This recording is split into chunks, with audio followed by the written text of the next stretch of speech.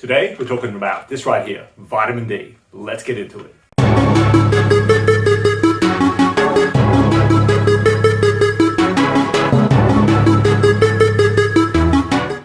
Hi, I'm Alex, a sports dietitian and nutrition coach. Welcome to my channel. Great to have you here.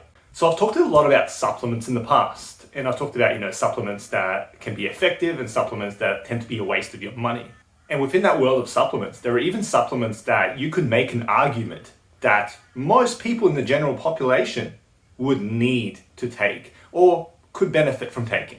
And one of those is vitamin D. Now in today's video, what we're going to do is going to break down the basics around vitamin D, why it's important, if you were to take a supplement, what to consider, and potentially even just some talk about dosages. But I want to preface this by saying that none of this is nutrition advice for you or nutrition prescription. This is just to give you a kind of an outline of vitamin D so you can think about it if you are considering taking it. But of course, before taking anything, you always want to consult your healthcare professional.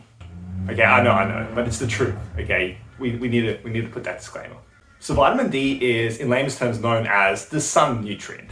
The vitamin that you get from being out there in the sun and kind of getting exposed to the sun rays. Now, firstly, to talk quickly about the benefits of vitamin D, it's got a number of different functions in the body, but namely, I just want you to think about it as it works alongside calcium, kind of like brick and mortar, to help reinforce and not only grow bone health depending on your age, but then reinforce bone health and bone mass density as we age. So it's an important nutrient for bone health. But it's got other functions, we're helping like the immune system and energy levels and all that sort of stuff as well. So just keep in mind that low vitamin D levels can cause a number of different health concerns and symptoms in your body.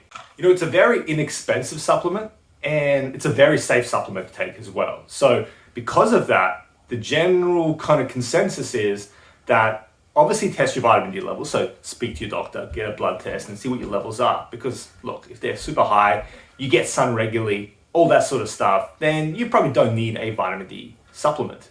But if you don't want to kind of test that, and you know that you don't get that much sun, especially if you're like me, if a dietitian, I'm indoors a lot, I'm working in the office, that sort of thing. If you know you're not getting exposed to sun rays, or of course with the evolution of skin safety, how we are using sunscreen and that sort of stuff, that does block out the potential for vitamin D. So if you know that this is all you, then it could be a worthwhile consideration to look and explore into maybe just taking a general vitamin D.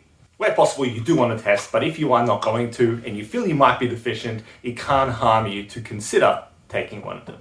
Now that brings us to, well, how much to take and what to look out for. Well, I've got this one here. Now this one's BioGlen. Now this is not an endorsement by them or any sponsorship, nothing like that. It's just the one that I happen to find on sale. So of course I'm going to get it.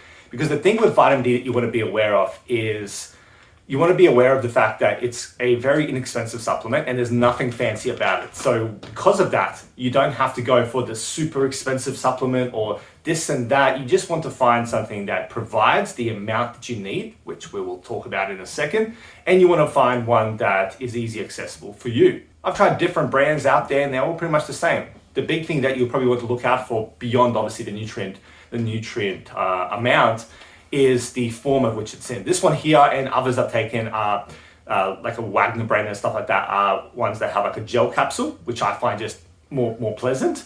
Whereas I did try some that were like little small white tablets and I wasn't a fan. So I quickly, once I got through that package, I would look out for a one with a gel consistency or like a little gel, So I'm not gonna take it out of this one, but you know what I'm talking about. Think fish oil, but smaller. Okay, that's what we're looking at here. Now, in terms of what to look out for on a container of vitamin D and how much you should consider dosing bare minimum, remember, not prescription, this is just to give you general best practice, is this right here. Okay, so if you look at the packet, you'll see that it'll give you a number with IU at the end, okay, international units. What you want to be doing is making sure that your vitamin D supplement is 1000 IU. That way, you take one tablet, you get kind of the nice little hit of vitamin D that most people need. And then obviously, if you're talking to your healthcare professional and they need you to take more, maybe you've got compromised bone health, maybe you've got super low levels, maybe you need to rapidly increase it, whatever it may be, you can then upregulate it to 2 or whatever. So that's why it's good to do that.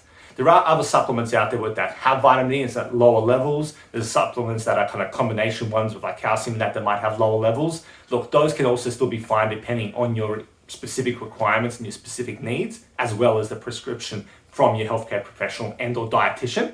But generally speaking, if you're going for a strict style vitamin D supplement of some sort, you want to look out for the one that's easy to find, that has the consistency you enjoy, the one that's, affordable, and on the cheaper end is always fine when it comes to vitamin D. And then you want to make sure that it gives you, per tablet or per capsule, it gives you 1,000 IUs of vitamin D. Here in Australia, you can obviously go to like Chemist Warehouse, there's always deals there, or like your local pharmacy, you might be able to find some deals there depending on the brand you're looking for, or like do what I do and just look for vitamin D and see which one ticks the boxes and just choose that. There's no right or wrong answer here. It's not a fancy supplement. It's not a sports nutrition supplement. It's simply a nutrient that a lot of people lack, surprisingly, that we don't realize. A lot of people are deficient in it or on the compromised levels of it, and therefore benefiting yourself would be including some of this in your diet potentially. That's the general gist of it. Now, if you are taking it for bone health, keep in mind the fact that it's not just vitamin D and then you're good to go.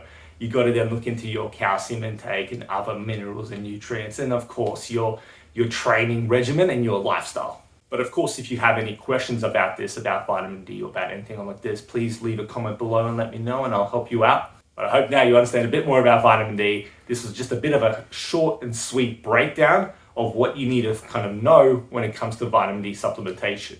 Because it really is one of those supplements that has, that can be very effective because it simply bridges a gap in a potential deficiency. So it's, there's nothing to really kind of guesswork around that. And it's also inexpensive and easy to take. So it's something for a lot of people to consider, especially athletes who are training heavily and may require high demands of vitamins and minerals.